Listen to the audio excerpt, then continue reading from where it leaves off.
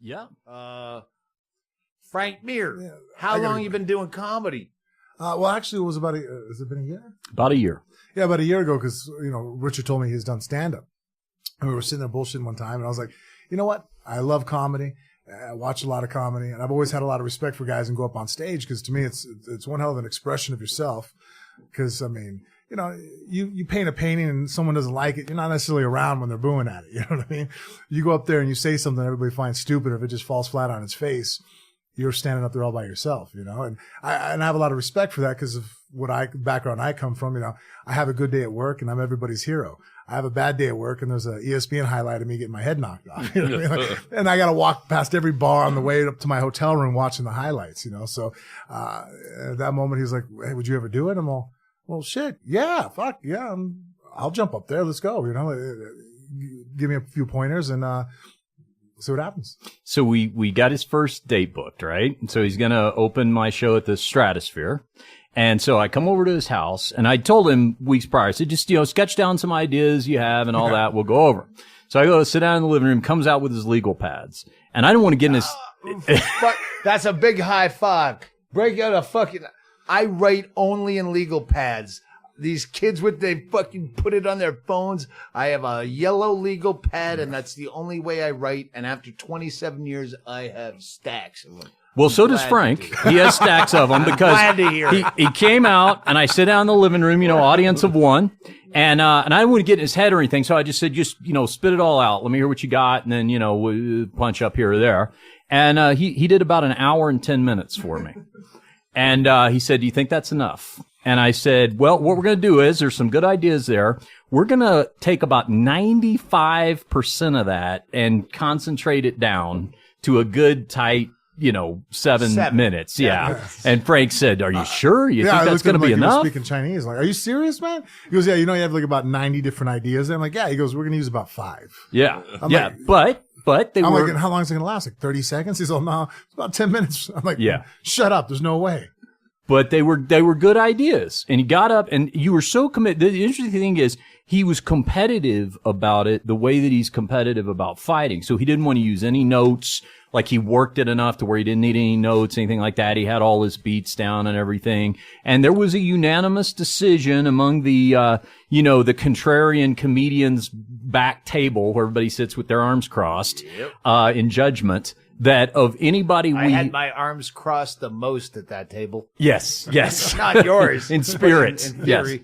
Yes. But we all agreed that of anybody we had ever seen try comedy that wasn't a comedian, because it happens from time to time, the actor, the musician, or the athlete, whatever. Yeah. That Frank was the best that we'd seen. It was a great effort. And he liked doing it so much, he wanted to keep doing it. So now you got about 4 appearances under your belt, right? Yeah. Yeah. First time fighting, say professionally. Right. What was more scary to you, comedy or fighting? Oh, definitely. When I was back behind the curtains, it was funny because earlier my wife afterwards, she's all, hey, that guy there was funny. He went on just before you.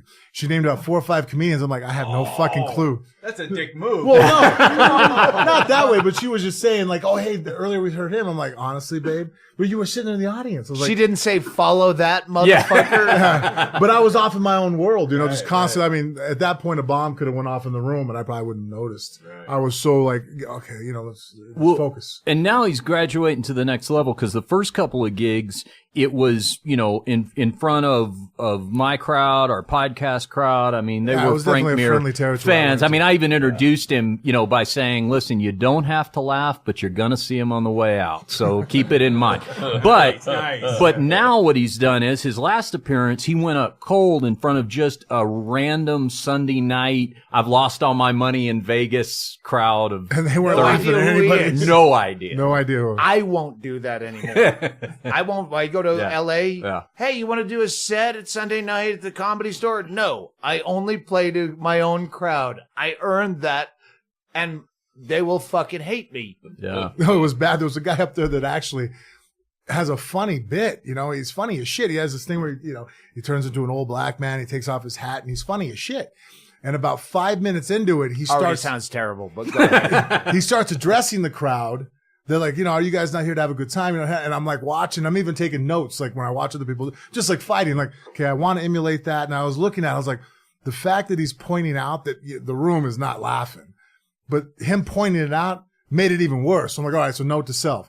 No matter how bad I bomb up there, don't take notice of it. It's almost like if you land a good shot, I'm not going to tell you landed a good shot. It's like, fuck it. You know it. I don't have to acknowledge it. We're just going to keep on moving. Fuck you. I'm not going to give you the credit or that type of, I'm just going to, so I just kind of focus. I'm like, all right, I'm just going to focus on different eyes and just no matter what, because there's a couple times I said stuff. I'm like, that's funny, man. Why aren't you laughing? I'm like, no, don't get caught up in that. We talked about this last night. Bingo had a Q&A for her new book, and we talked about, you never acknowledge that you're sucking on stage because the crowd might not know it. So if you go, oh, you guys suck. I thought he was doing fine. He had confidence until he just broke it. And now we think he sucks because he told us he sucks. Yeah.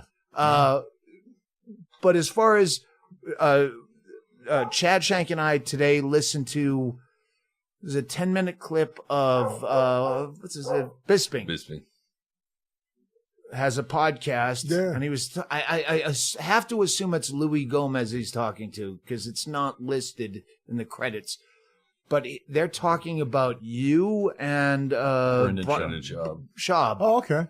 Brendan's good. Doing comedy now, and where Louis, I assume it's Louis Gomez. If it's not you, I'm sorry. At one point, he refers to you as Louis, and there's no fucking name listed. But like how, like. Guys like you, like he's been working forever and you usurp him immediately because you're already famous. But Bisping was really respectful about both of you. Because you know what? You can only fight for so long, and then what are you going to go into? Yeah. True. Yeah, fucking selling shoes? What? Yeah. And also too, the only guys, I mean, that might get you in the door, but the only thing that's going to keep you getting invited back is if you're working at it. Charlie Sheen. But I didn't want to have that issue. Yeah. This is where I'm going. Charlie Sheen issue. Is comedy becomes this garbage dump. And again, I'm doing it 28 years or something, where all of these people who have 15 minutes of fame, Kato Kalin went into stand-up comedy. And you're like, are you fucking kidding me? Yep. Again, they were respectful of you guys. You're actually funny, and comics even thought you were funny, just like Dick Hunter's saying. But other people that they're just like weird.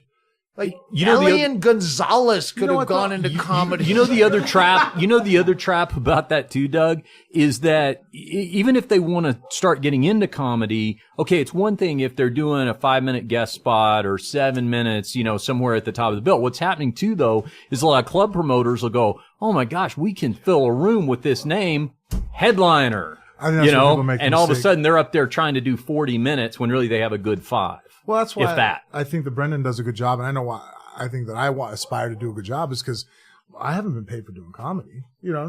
I mean, if one day ever I can make money out of it, like bonus, what I mean? But it's kind of the same reason I got into fighting. I like to fight somebody. I enjoy fighting. The fact I get paid to do it just means that now my wife leaves me alone when I go to the gym. It's like, well, honey, you like that purse. I get to go to the gym. We were joking about you and Chad, because Chad is a different kind of fighter where he tries not to. But we were joking about you guys sparring together since you're going into training soon.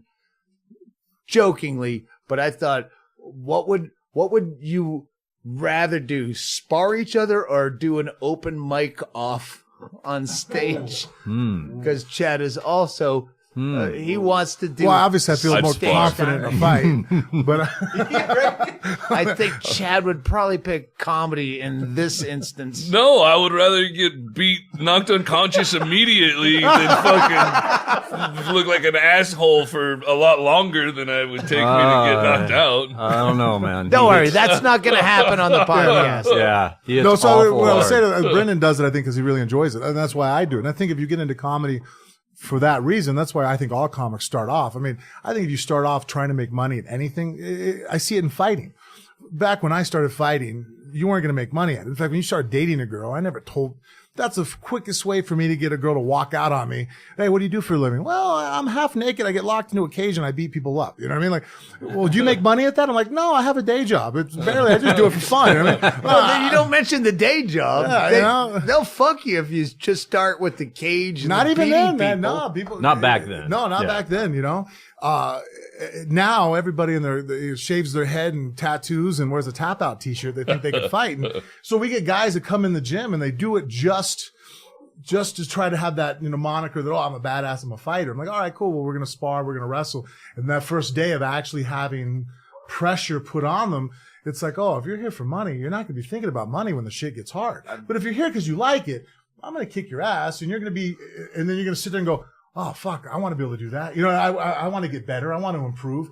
And then it's the right path. I opened my book with that about people who email me now and say, hey, I've written 2 hours of material, just like you did. You had an hour and 10 that you did in his living room. But how do I get an agent? And you're missing the point. I did comedy just to see if I could do it the same way people do karaoke. That's the reason why I started fighting. No, Just to totally. see. That's why I think that there's so many similarities. Being an individual, being up there by yourself, representing yourself, success, failure, pressure, all the things. I think all the emotions that a comic goes through, a fighter's going through the same thing backstage, wrapping his hands, getting ready to walk out. So if you fight for any other reason besides to test yourself or to find out, there's like an insecurity to it. I was telling to one of my high school friends that coaches my football team. I even made a joke. I was like, well, one thing that I've had to get over later in life is that if I'm injured, not to go train. And it's the worst thing to tell a fighter that if you're not 100%, don't go in the gym. Because I don't think I'm worried in the back of my mind, still now at 38 years of age, if I cancel sparring because something's messed up on me, I'm like, I bet you they think I'm a pussy. Yeah. That's why I didn't show up. You know what I mean? I didn't step up there. I didn't go in front of the lights. He canceled the tour due to exhaustion. He's a drug addict. Right.